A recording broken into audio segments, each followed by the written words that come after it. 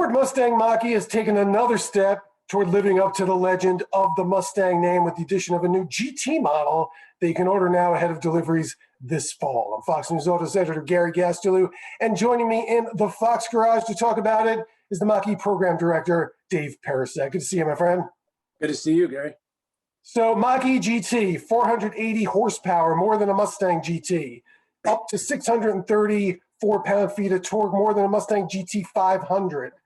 How do you get, and a lot more than the regular Mach E's as well that have come out already. How do you get there? In an internal combustion engine car, you're adding pistons, turbochargers, superchargers. Are you just getting more electricity to the motors that are already there, re-engineering the motors, or are these completely new motors like swapping a V6 for a V8? Well, you know, it is a different world we're in, Gary. So we definitely are increasing the motors. So we increased the motor size in the front of the GT. So basically using the same motor that we have in the rear, we now have brought that motor forward, and we have two of those motors now, and that's what's generating all that torque and that horsepower that you're talking about right now. And so it just gives you an amazing amount of performance. I mean, 0 to 60, 3.5 seconds, Gary, on the Performance Edition. That's like supercar territory. So, you know, this thing is just wicked fast, and you know, it gives you that instantaneous torque, and that's what we've always wanted with Mustang. Now, you're promoting this as a track-ready vehicle. I know people have already been bringing Mach-E's to the drag strip. Is this actually the kind of car you think people are going to be taking to road courses to lapping days? I sure hope so, Gary. I mean, I tell you what, we spent a lot of time to make sure this does perform as a Mustang in the way you want it to. I mean, the Performance Edition, for instance, well, both the GTs, it's lowered 10 millimeters. The Performance Edition has the MagneRide suspension in it. We've got summer tires, Pirelli P0s on the Performance Edition. The wheels themselves are 8 inches wide versus 7 inches on the standard Mach E. And so everything about this, Gary, has been designed to go out and perform on the track. And so I sure hope people take it out. Now, one issue we've seen with very powerful electric cars in the past is that you can take them to the track, but not for very long. They start to overheat. They start to restrict their power. If I go to a 20-minute lapping session, am I going to be able to finish it in this car, or is it going to ask me to pull over halfway through? Well, I'm glad you're asking that. I mean, listen, we've got a new mode that we're introducing with the GT. So if you remember the modes that we had before, Whisper, Engage, and Unbridled, that's on the standard Mach E. We've now added Unbridled Extend. And what is that all about? Well, that's geared towards track performance. So what that is about is giving you a longer period of time to have a ton of fun on the track. Now, we all know that you're pulling electricity out of the battery, so at some point you're going to run out of juice. But what we've been able to do is really maximize that mode to give you all the fun that you're going to want and extend the amount of laps that you can run. So depending on what track you're on, Gary, it'll determine how long you can run. But clearly, this mode has been designed to give you the maximum performance on the track. And is that mode combined with additional cooling? How do you control the power in this case? So the mode is combined with a lot of different things. So if you look at the pedal mapping, for instance, so you have more of a one-to-one relationship of your pedal, both gas and brake, actually, with whatever you're controlling, the throttle or the brake. We've opened up the yaw control a little bit, so we're going to let you hang the car out a little bit more when you're on the track. We've looked at the power delivery and optimizing that. So all elements of performing on a track have been addressed in this Unbridled Extend mode, and it's something cool. Now, this weighs probably 1,000 pounds more than a similarly sized vehicle with an internal combustion engine.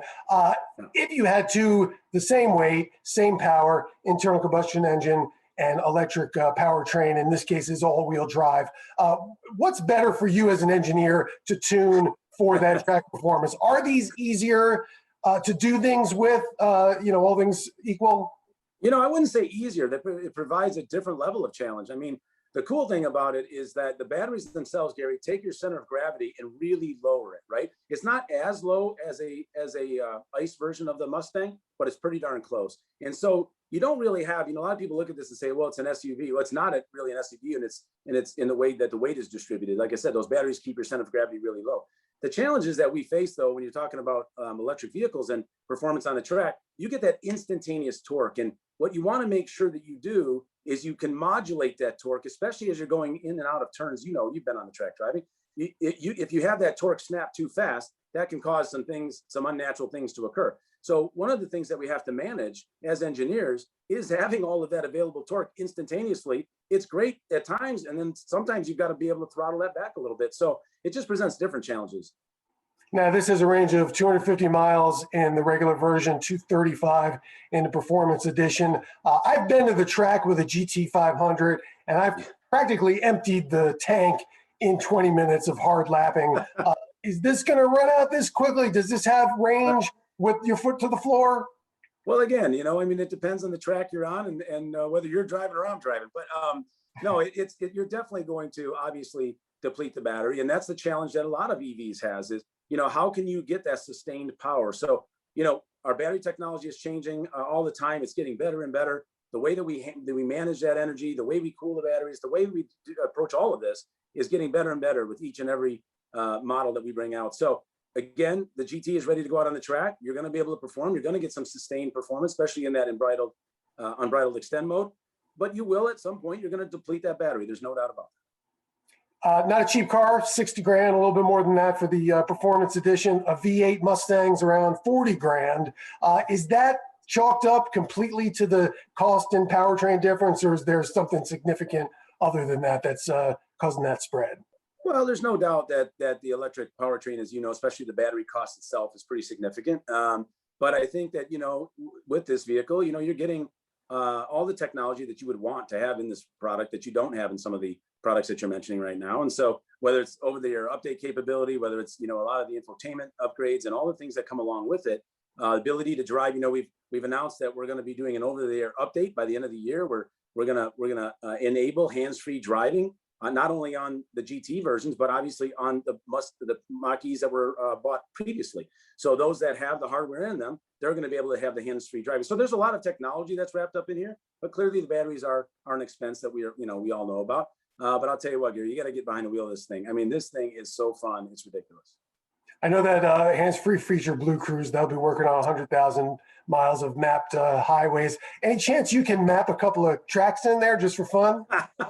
You want to drive? You don't want to drive around the track? You want the car to drive you? Well, I go for a hot lap with a good driver now and then, so I'd be interested to see how the car could do it on its own. We're not there yet, Gary. We're not there yet. But I tell you what, I can see in the future that would be. I'll have to take that back and think about it. But not right now. Look, obviously Ford and the entire industry has been affected by the semiconductor chip shortage. The Mach E hasn't, though, and I got to imagine you put a lot of chips in that. Is that just indicative of the priority this vehicle is for Ford right now, that you've been keeping production at normal levels? Yeah, there's no doubt that, you know, everybody's struggling with this, and this is you know, it's something that we all have to work together to solve. Ford's doing everything that we can to keep production going where we feel that we need to, and make sure that we're servicing the needs of our customers. So you know, it's hard to prioritize because you've got a lot of mouths to feed out there, and we're trying to do our best with that. But you know, everybody's working behind the scenes as hard as they can to fix this problem. And you know, it goes even beyond the auto industry, Gary, as I'm sure you're aware. I mean, everybody's being affected by this. So we all just need to work together and get through this.